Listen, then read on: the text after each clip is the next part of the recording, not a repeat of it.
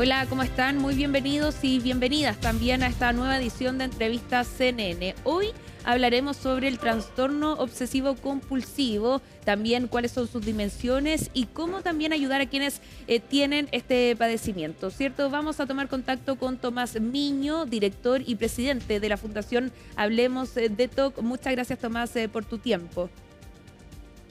Hola, muchas gracias a ustedes por la invitación y por el interés en el tema. Tomás, primero que todo preguntarte respecto a las cifras, ¿cierto? Porque entre un 2 y un 3% de la población en Chile al menos tendría TOC, el trastorno obsesivo compulsivo. Primero, si esto es así y también cómo se ha ido también evidenciando o las personas cómo han ido acudiendo para darse cuenta también de que tienen esta condición. Sí, efectivamente la prevalencia a nivel mundial es más o menos un 2 o 3% de la población y acá en Chile se cree que también puede ser un 2 o 3% de la población chilena. Y efectivamente hemos visto un aumento en la sintomatología obsesiva compulsiva, sobre todo post pandemia, que hemos visto que la gente ha tenido un poco más de conciencia respecto al TOC por el tema de la limpieza, la contaminación, etcétera, pero también porque el tema ha estado más puesto en la palestra, se ha hablado más del TOC, aparece más esta dimensión como en lo que la gente conversa en el día a día, entonces nos parece que es un tema bien relevante de conversar porque se habla mucho del TOC, a veces en tono de prejuicio, de burla, pero efectivamente es un cuadro, una condición de salud mental que es muy necesaria conversar. De hecho, la Organización Mundial de la Salud la cataloga como las más discapacitantes, ¿cierto? Si es que no se controla, si es que no se Exacto. trata, ¿por qué? ¿Por qué puede llegar a ser una de las condiciones más discapacitantes o que finalmente generan mayor problema, ¿cierto? En el día a día. Sí, está catalogada dentro de una de las 10 enfermedades más discapacitantes del mundo, y es porque efectivamente cuando no es tratada a tiempo, efectivamente se ha visto que el TOC tiene una capacidad, ¿no es cierto?, de afectar el día a día, el funcionamiento de la persona, y eso hace que pueda, por ejemplo, afectar el funcionamiento laboral, en los niños afecta al colegio, afecta muchas situaciones en las cuales efectivamente el día a día se ve más interferido, y este es un cuadro que cuando no tiene el tratamiento adecuado en términos psicológicos o psiquiátricos, uno ve efectivamente las personas que no pueden salir de sus casas, no pueden interactuar con otras personas, afecta el funcionamiento social, afecta en el fondo el funcionamiento completo a nivel familiar. Y por eso es tan importante la detección temprana y también los tratamientos que estén basados en evidencia, porque no cualquier terapia sirve efectivamente para el abordaje del TOC. De hecho, quiero ir desmistificando, ¿cierto? Algunos mitos que hay en la sociedad. Primero, ¿hay niveles de TOC? Sí, esa es una muy buena pregunta, porque efectivamente en el TOC, cuando uno hace un análisis de un paciente con TOC y hace una evaluación psicológica de cómo están los síntomas, efectivamente hay como ciertos niveles. Ya se ha visto que está el nivel de TOC leve, por ejemplo, después sube a un TOC moderado, luego sube a un TOC severo y después muy severo, que en el fondo es que tiene una mayor interferencia en el día a día. Y esto se puede hacer a través de una escala de medición que se aplica acá en Chile, que está validada en todas partes del mundo, con la cual efectivamente aparecen estos grados de interferencia. ¿Ya? Esto es súper importante porque el TOC puede afectar varias horas al día, puede afectar el funcionamiento habitual y general de una persona en su casa o en el colegio, ¿no es cierto?, en el contexto en el que esté. Y efectivamente los grados de TOC van a tener que ver con el grado de interferencia que la sintomatología tenga en la persona. Mientras más interferente, se considera que es un TOC más severo. Y por ejemplo, a los padres que están escuchando esta entrevista, a las madres, a los padres, ¿hay alguna circunstancia en que uno puede notar si es que un hijo está con el trastorno obsesivo compulsivo? Y también ligando esta pregunta, quienes son adultos y nos están viendo y quizás sospechan de este padecimiento, ¿cierto? ¿Es mejor tratarlo lo antes posible o siempre hay oportunidad de ir con un tratamiento a tiempo? Sí, eso es súper importante, porque efectivamente el TOC se ha visto que puede empezar desde los 5 o 6 años, lo que se conoce el TOC pediátrico, y efectivamente puede durar hasta la etapa adulta. O sea, tenemos niños, niñas, adolescentes, jóvenes, adultos que pueden tener TOC. Y efectivamente la buena noticia en el fondo es que independiente de la edad que tenga la persona, los tratamientos son igual efectivos. O sea, obviamente lo mejor va a ser poder intervenir lo más tempranamente posible, pero si hay un adulto que nos está escuchando que tiene TOC, efectivamente igual todavía se pueden hacer cosas, todavía hay terapias que son altamente eficaces para poder ayudar en el tratamiento del TOC. Y un poco la pregunta de cómo lo pueden detectar, efectivamente lo que más ayuda a diagnosticar el TOC es el nivel de angustia que esto genera. ¿Ya? Cuando los niños son más chiquititos, también tienen algunas conductas que pueden ser más compulsivas, ordenar cosas por colores, saltarse las líneas de la vereda o decir ciertas palabras o tener ciertos rituales. pero no necesariamente eso indica patología. Cuando ya esas conductas están asociadas a angustia, que efectivamente el niño sufre, llora, no le pueden cambiar las rutinas, se angustia mucho cuando le desordenan alguna estructura y aparece un monto de angustia muy alto y una rigidez muy extrema, ahí es bueno consultar al pediatra, psicólogo, psiquiatra, que pueda ayudar a hacer esa diferenciación entre los componentes que son más propios de la edad y componentes que pueden ser un poco más patológicos también.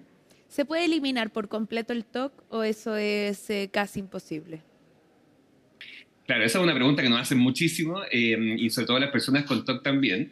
Y es una respuesta que a veces puede generar un poco de angustia en las personas con TOC, pero el TOC es una condición de salud mental. Entonces, al igual que la diabetes, por ejemplo, que también es una condición, el TOC acompaña durante todo el curso de vida.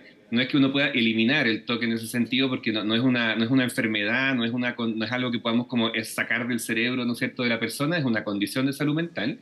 Pero la buena noticia dentro de eso es que cuando está bien tratada, bien diagnosticada y con tratamientos oportunos, la persona puede hacer una vida absolutamente normal, ¿ya? O sea, ese es el llamado que nosotros hacemos a la esperanza de la recuperación, porque independiente que es una condición que se mantiene durante todo el curso de vida, las personas con un buen tratamiento pueden tener familia, trabajar, tener proyectos, etcétera, hacer una vida como cualquier otra, independiente de que el cuadro los acompañe, ¿ya? Y efectivamente una de las cosas que nosotros trabajamos como terapeutas es que este cuadro aumenta o empeora cuando hay más estrés, más angustia, más preocupaciones, cuando hay más ansiedad. Entonces también gran parte del tratamiento está enfocado en que ellos aprendan también a manejar estos montos de angustia, cosa que cuando los síntomas estén bastante limitados y aparezca la ansiedad, ellos también sepan pedir ayuda de manera oportuna. De hecho, también te quería preguntar respecto a que ahora se ha hecho como más masivo el conocimiento, ¿cierto?, del trastorno obsesivo compulsivo. En ese sentido, ¿ha ayudado también que algunas autoridades o figuras reconocidas públicamente hablen de esto?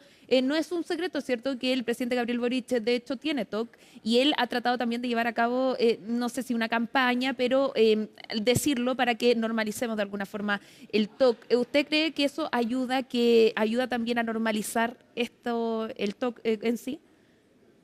Sí, de todas maneras. O sea, de hecho, se ha visto el impacto que tiene cuando las figuras públicas, el presidente de Chile, o de repente actores o actrices, ¿no es cierto?, de otras partes del mundo, futbolistas, tenistas, mencionan que tienen efectivamente TOC.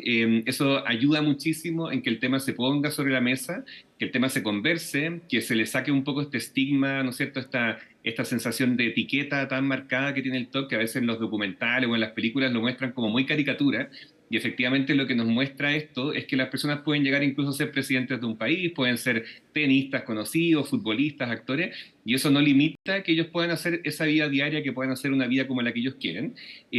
Lamentablemente, las personas que se atreven a hacer eso de manera pública también tienen como los dos lados de la moneda, porque muchas veces también se burlan, ¿no es cierto?, los molestan o los invalidan, digamos, por el diagnóstico. Y eso es algo que hay que tener súper alto cuidado porque el tener TOC y en tratamiento no hace que la persona esté limitada a poder hacer cualquier función, digamos, que quiera hacer. Entonces eso también es un llamado a que efectivamente las condiciones de salud mental no tienen por qué ser condiciones que nos limiten a poder cumplir nuestros sueños o poder hacer las cosas que cada persona quiera hacer.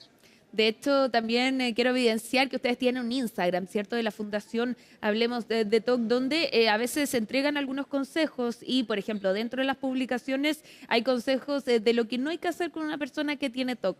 Por ejemplo, decirle, tú puedes salir de eso, tú puedes, solamente no lo hagas, como que fuera algo que se está haciendo con intención, ¿cierto? ¿Cuáles son quizás las palabras o lo que no hay que hacer mayoritariamente con las personas que están con TOC?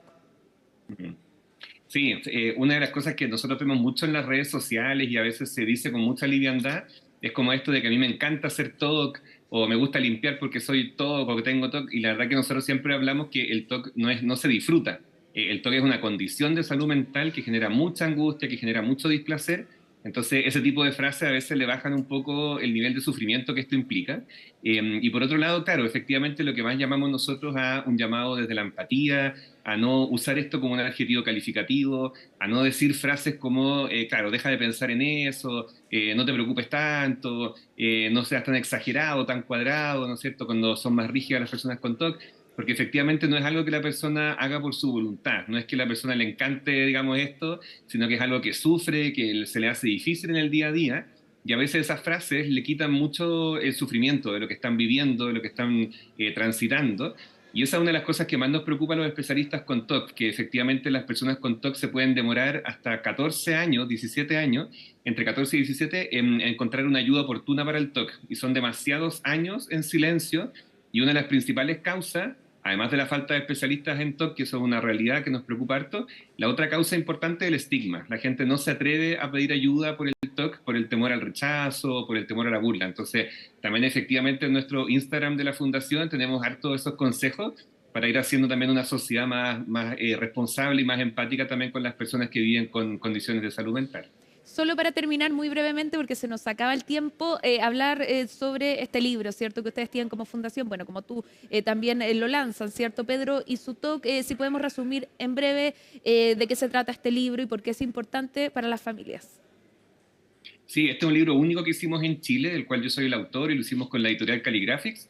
Y efectivamente es un libro en el que nos cuenta la historia de Pedro, que es un niño que tiene TOC y que nos cuenta cómo fue su proceso de darse cuenta del diagnóstico, pero también es un libro que tiene un componente terapéutico. Entonces Pedro nos cuenta lo que le enseñó su psicólogo en la terapia, las técnicas que usó, cuáles fueron las estrategias que utilizó para poder ganarle al TOC. Y efectivamente es un libro que da un poco esa estrategia a las personas que no puedan estar, por ejemplo, en terapia, o para pacientes que están en terapia. Son estrategias específicas de la terapia cognitivo-conductual que pueden justamente ayudar a que los niños, niñas y adolescentes puedan efectivamente enfrentar al TOC con técnicas basadas en evidencia y que puedan sentir que le están ganando a esta condición que a veces es tan difícil para los niños y niñas. Muchas gracias, Tomás Miño, bien digo, director y presidente de la Fundación Hablemos de TOC. Gracias por tu tiempo y también por esta entrevista tan que enseña, ¿cierto? Que deja tanta enseñanza para quienes tienen TOC, pero también para quienes conviven con esas personas. Sí, muchas gracias a ustedes también por la invitación y por el interés en el tema. Con eso entonces terminamos esta nueva edición de Entrevistas CNN. Entonces recomendarle este Instagram de la Fundación Hablemos de TOC, también un libro que si usted siente que está en una circunstancia de la que hablábamos, entonces se puede también aprender respecto a este tema del trastorno obsesivo compulsivo. Muchas gracias.